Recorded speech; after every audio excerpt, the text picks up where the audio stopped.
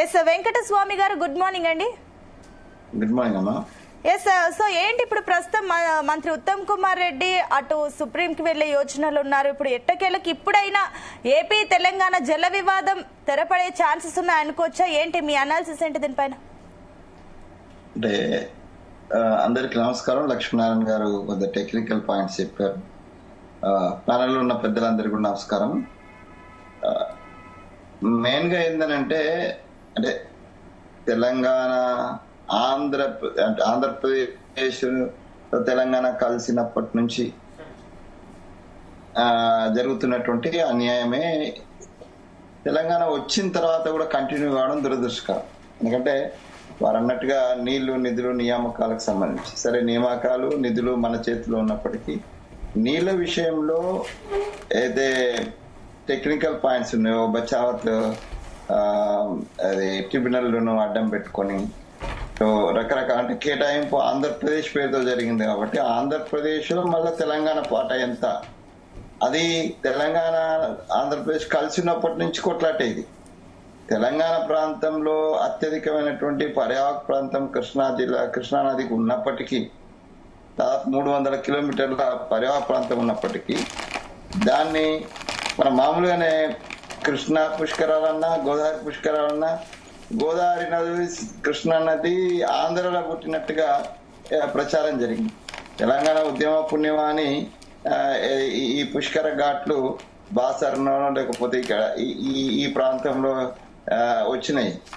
కానీ అంతకుముందు అయితే గోదావరి పుష్కరాలు అంటే ఏంటంటే రాజమండ్రి, కృష్ణా పుష్కరాలు అంటే ఏంటంటే విజయవాడని. అంటే అసలు కృష్ణానది ఎక్కడి నుంచి ప్రవహిస్తుంది, గోదావరి నీళ్లు ఎక్కడి నుంచి ఎటుపోతున్నాయి అనేటువంటిది సోయి కూడా తెలంగాణ ప్రజలకు లేని పరిస్థితిని కల్పించినది ఆంధ్ర ఆధిపత్య రాజ్యం ఆ రోజు. సరే దాని నుంచి మనం బయటపడి కొంత అవేర్నెస్ వచ్చి తెలంగాణ ఉద్యమం వచ్చి 69, దాని తర్వాత 2009, దీని తర్వాత మనకు తెలంగాణ వచ్చింది. దీంట్లో ప్రతి ఒక్కరి యోగదానం ఉన్నది, ఎవరిని కాదనిలే. మనం అన్ని పార్టీలు ఉన్నాయి, అన్ని వర్గాలు ఉన్నాయి. ఆబాల గొప్పలం చెత్త కుప్పల మీద పేపర్లు వేసుకునే వాళ్ళు కూడా ఒక సంఘం కట్టి తెలంగాణ కోసం కొట్లాడి తెచ్చుకున్నటువంటి తెలంగాణలో నీటి వాటా విషయంలో ఎందుకు కేసీఆర్ గారు ఓకే ఆయన ఇప్పుడు ఇక్కడ ఉన్నటువంటి లిఫ్ట్ ఇరిగేషన్స్ తర్వాత అంతకుముందు పూర్తి కానిటువంటి కొన్ని వేమనాడ్ జిల్లాలో పూర్తి చేయడము, వాటి 80%, 90% వరకు పూర్తి చేయడము, దీని అంతా కూడా మనం అప్రిషియేట్ చేద్దాం. కానీ వాటాల విషయంలో ఎందుకు జగన్ ప్రభుత్వం తోటి మరి చేపల పులుసుకే కాంప్రమైజ్ అయిందా లేకపోతే ఇంకా దేనికైనా కాంప్రమైజ్ అయినా కానీ ఆయన ఇది కాన్షియస్ లో కాంప్రమైజ్ అయిందా, అన్కాన్షియస్ లో కాంప్రమైజ్ అయిందా, ఇగ్నోరెన్స్ తెలియదు. కానీ డెఫినెట్ గా మనకు తెలంగాణకు రావాల్సిన నీటి వాటా విషయంలో అది పోతిరెడ్డిపాడు రూపంలో కావచ్చు లేకపోతే సంగమేశ్వర రూపంలో కావచ్చు మనకు అన్యాయం జరిగింది. ఇది మన కేసీఆర్ గారి హయాంలోనే. దాన్ని కంటిన్యూయేషన్ లో ఇలా పోతా ఉంటే ఊరుకునే స్థితిలో మనం లేము. ఆయాల ముఖ్యమంత్రి గారే హోల్ అండ్ సోల్, మిగతా మంత్రులకు ఏమీ లేదు, వాళ్ళు అంతా బానిసలు. ఆ రోజు ఏది కేసీఆర్ గారి ప్రభుత్వంలో ప్రజలు బానిసలే, మంత్రులు బానిసలే. కానీ ఇవాళ అట్లా కాదు కదా. ఒక ఇండిపెండెంట్ చార్జ్ తోటి పనిచేస్తున్నటువంటి ఒక అవగాహన ఉండి ఒక దేశభక్తుడిగా, ఒక మిలిటరీ మ్యాన్ గా, ఒక చక్కటి అవగాహన ఉన్నటువంటి వ్యక్తి అలా ఉత్తమ్ కుమార్ రెడ్డి ఇరిగేషన్ మినిస్టర్ ఉండడం అనేటువంటిది ఈ తెలంగాణ ప్రజల యొక్క అదృష్టంగా నేను భావిస్తున్నా. డెఫినెట్ గా ఆయన తీసుకున్నటువంటి నిర్ణయం ఏదైతే ఉన్నదో అంటే ఆయన ఒక్కడని కాదు, ప్రభుత్వ పరంగా ముఖ్యమంత్రి గారు, ఉత్తమ్ రెడ్డి గారు, మిగతా మంత్రులంతా కలిసి తెలంగాణ ప్రాంత ప్రజల ప్రయోజనాల కోసం ఇలా డెఫినెట్ గా పోతిరెడ్డిపాడుని కంట్రోల్ చేయాల్సి ఉన్నది, సంగమేశ్వరం కంట్రోల్ చేయాల్సినది, బనకచెర్లకు పోలవరం సంబంధించినటువంటి పోలవరం గడితే భద్రాచలం మునిగిపోతుందని తెలిసినా కూడా పోలవరానికి ముందుకు పోతున్నా అంటే రాముని కూడా ముంచే ఉద్దేశంలో ఆంధ్ర ప్రాంత సీఎంలు గాని ఆంధ్ర ప్రాంత ఇంజనీర్లు గాని రెడీగా ఉన్నారనేది చాలా స్పష్టం. భద్రాద్రి రాముడు బతకాలంటే ముందు ప్రజలు కాదు, భద్రాద్రి రాముడు బతకాలంటే అది ఉండాలంటే పోలవరం సంబంధించినటువంటి దాంట్లో ఒక క్లారిటీ రావాల్సినటువంటి అవసరం ఉంది.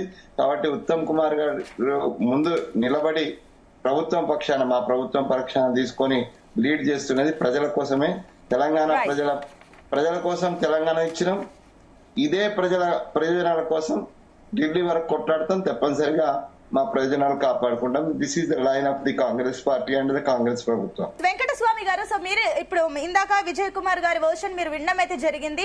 ఎక్కడ కూడా 10 ఏళ్ల పాలనలో ఎక్కడ కూడా తెలంగాణలో అప్పుడు కేసీఆర్ పాలనలో తెలంగాణ రాష్ట్రం సుభిక్షంగా ఉంది, అన్ని బానే ఉన్నాయని కూడా వాళ్ళు అంటున్నారు. ఏంటి మీరు వచ్చిన తర్వాతనే ఇంత అన్యాయం జరిగింది, ఇంత ఎక్కువగా నీటి కొరత ఏర్పడిందంటూ కూడా అంటున్నారు. ఏంటి దీనిపైన మీరేమంటారు? ఇప్పుడు టెక్నికల్ అంశాలు తెలిసినటువంటి లక్ష్మీనారాయణ గారు అక్కడ కూర్చున్నారు. ఈ 10 సంవత్సరాల కాలంలో జగన్ టైంలోనే పోతిరెడ్డిపాడు ఎక్స్పాన్షన్ జరిగిందా జరగలేదా ఒకసారి ఆత్మవిమర్శ చేసుకోమంటున్నా. విజయ్ గారు కానీ లేకపోతే అంటే బీఆర్ఎస్ నాయకులు కానీ ఇప్పుడు దొంగ ఆర్చినట్టుగా ఉంది. 10 సంవత్సరాలు కదా, అందులో సరే లాస్ట్ మినిట్ లో వాళ్ళు బీఆర్ఎస్ గా మారినలు, అది ఏది ఇంకొక శాఖ పెట్టుకున్నారు. తెలంగాణ కాకుండా ఆంధ్ర ప్రజల గురించి అదే రాయలసీమ గురించి ఆలోచించిండ్రు. సరే, అది ప్రజాస్వామ్యంలో వాళ్ళకి స్వేచ్ఛ ఉంది.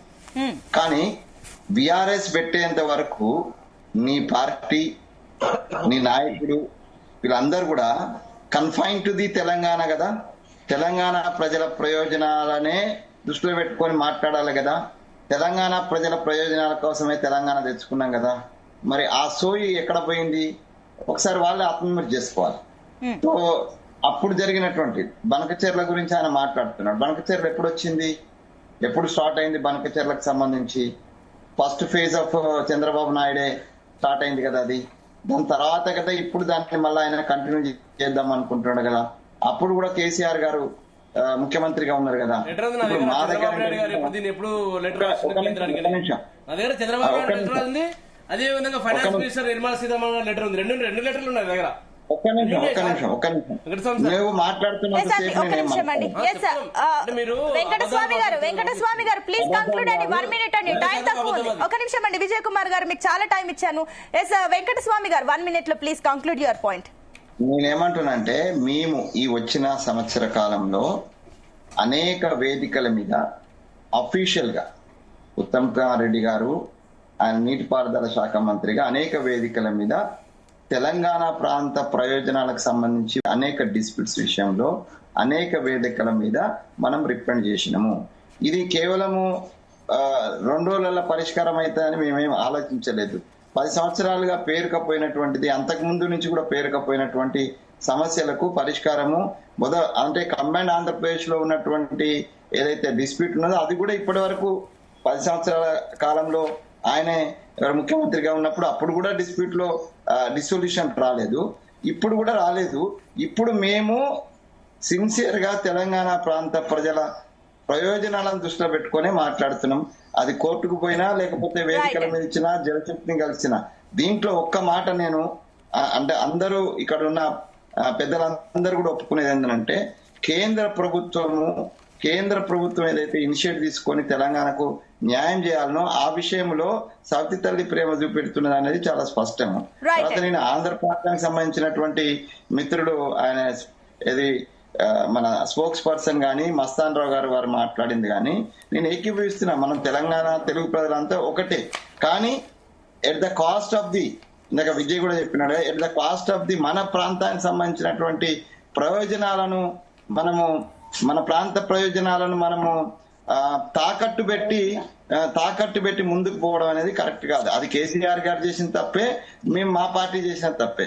మా పార్టీలో ఒకటి ఏంటంటే, నేను చాలా స్పష్టంగా చెప్పదలుచుకున్నా ఆ వేదికలో ఉన్న అందరికి కూడా, ఇది సమిష్టి ప్రభుత్వం. ఒక్క రేవంత్ రెడ్డి నిర్ణయం మీదనే ఆధారపడదు, ఒక్క ఉత్తమ్ కుమార్ రెడ్డి నిర్ణయం మీదే ఆధారపడదు.